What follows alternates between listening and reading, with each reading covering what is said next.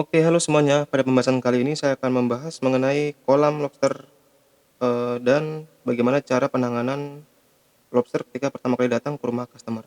Nah, di kolam ini ada shelter, ada power head dan ada ember bekas es krim ya untuk filter. Nah, di sini ada kabel, ada selang. Nah, selang ini akan kita hubungkan ke power head. Nah, air yang mengalir dari power head akan masuk ke bagian bawah daripada filter. Nah, di sana saya udah memakai bio-ring, ada kapas filter juga tuh. Terus habis itu ada lapisan keduanya ada biobol, ya lapisan filter lagi. Setelah itu di lapis yang ketiganya itu saya kasih aerator. Nah, ini aerator dan ketika air keluar dari penyaringan sudah kaya akan oksigen dan sudah tersaring gitu. Oke. Nah, untuk yang bagian bawah saya menggunakan talang filter karena saya ingin uji coba nih dua ini kira-kira lebih enak yang mana gitu. Tapi secara prinsip kerja sama aja untuk dia menyaring amoniak dan hal-hal yang nggak baik, nah disaring di sana. Nah kemudian ini adalah proses adaptasi lobster ketika sampai ke rumah customer.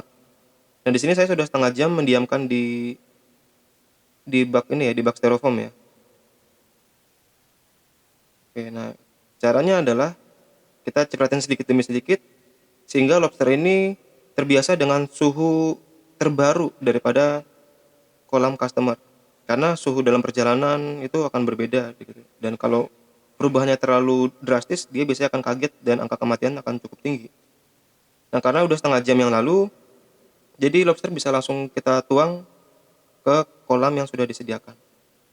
Bisa satu-satu teman-teman taruh, tapi saya lebih simpel sih seperti ini ya. Saya udah langsung masukin aja, langsung dituang. Oke, nah ketika lobster sudah rilis, dia akan mencari shelter untuk mengamankan diri masing-masing. Nah, yang bagian atas saya taruh betina, dan yang bagian bawah nanti akan saya taruh jantan. Kenapa nggak langsung digabung? Karena kolam saya yang lain belum jadi. Itu untuk memperkecil apa ya, kegagalan dalam proses perkawinan lobster. Ketika teman-teman mau mulai untuk budidaya, nah alangkah baiknya kita menyiapkan kolam untuk yang namanya itu karantina indukan betina yang sedang gendong telur. Nah, ketika kolam yang satu lagi sudah jadi, saya akan gabungkan lobster per set sehingga dia bisa kawin gitu ya. Nah, di sini yang jantannya sudah mencari shelter masing-masing. Nah, airnya ini pun tidak bisa air tanah langsung kita masukin. Jadi, saya sudah taruh EM4 sebanyak tutup botol, itu diaerasi minimal banget 12 jam, terus saya campur gula 10 sendok makan, garam 10 sendok makan. Tujuannya adalah supaya bakteri baik terbentuk dan probiotik di situ terbentuk, sehingga dia bisa menghabisi amonia dan zat-zat yang tidak diperlukan oleh lobster.